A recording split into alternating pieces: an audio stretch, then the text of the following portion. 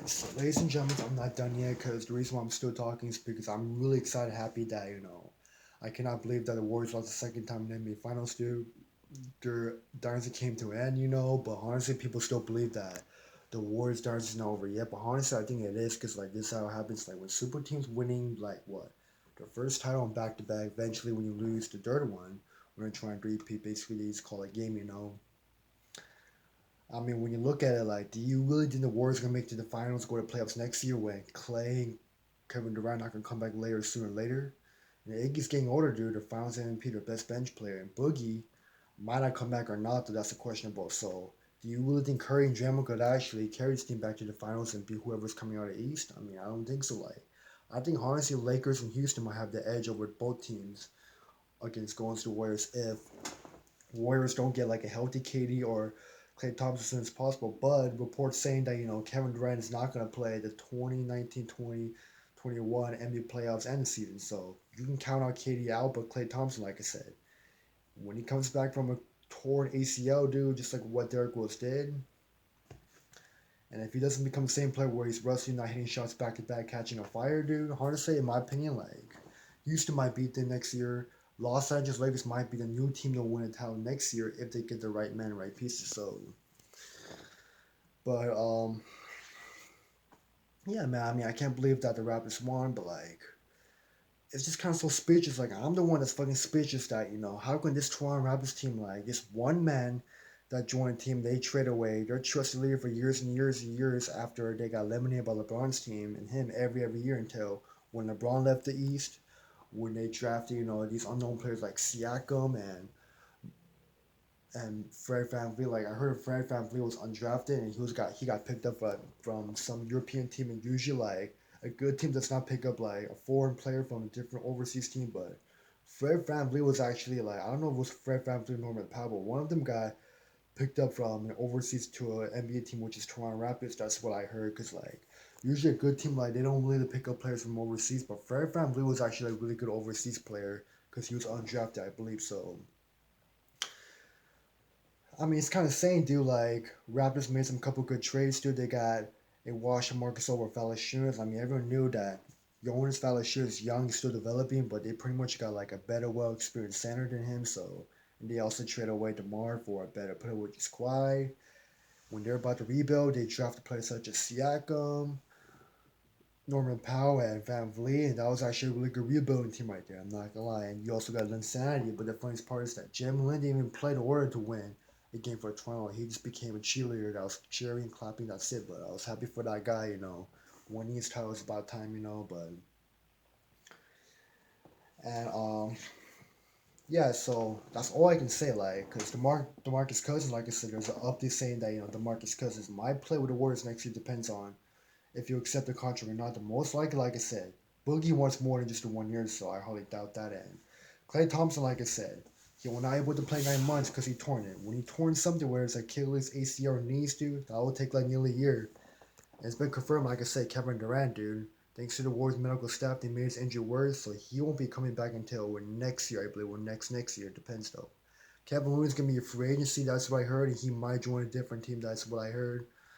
Iguodala, like I said, guy's getting older. He says he's gonna retire pretty soon, so it's questionable for Iguodala too. Livingston's getting older too. The Warriors bench is getting like weak as fuck. I would say like it's just basically like, let's put it this way: Curry and Draymond Green, that's all. But do you really think Curry and Draymond could take down teams such as Houston or OKC or even a better Los Angeles Lakers with LeBron and his new young core?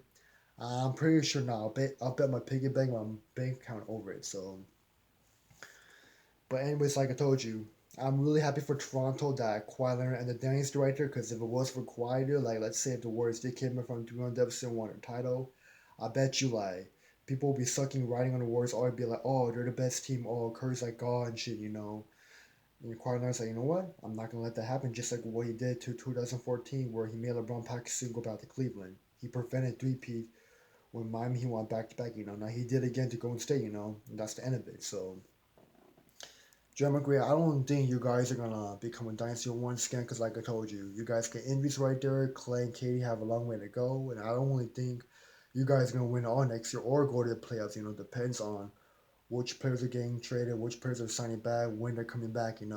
So I don't really want to believe or trust Draymond in this moment. But Curry, on the other hand, like he seems pretty upset. And what's gonna be Ayesha's Curry excuse? Is it rigged again, slur? Is it rigged again, man? Like I want to know what's the reaction when she says it was rigged against the 2016 finals against the Cavs. Now, is she gonna say again that this is rigged just because the Raptors got Drake? I hope not, cause like you should be smarter that this Raptors team, dude, they only got Kawhi and a bunch of inconsistent solid players. While Warriors, dude, they got deeper than the Raptors. But like I said, since Raptors proved me wrong, they won the finals. I think Raptors are a better team in my opinion. You can say all about injuries that Warriors had, but still they all played off and they still took the L. Kawhi wanted, dude. He wanted for the Toronto, so and I don't want to hear Yusha saying that's rigged again, because Yusha should be smart that it's just Kawhi, so no excuse about that, man. So keep it to yourself.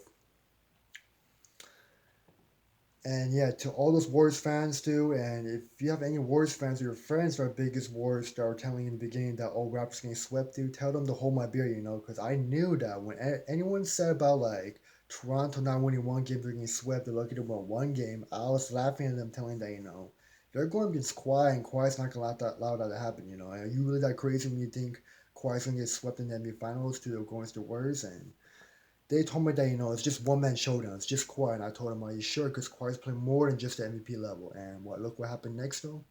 They laughed at me. They were calling me dumb shit. They wouldn't believe me.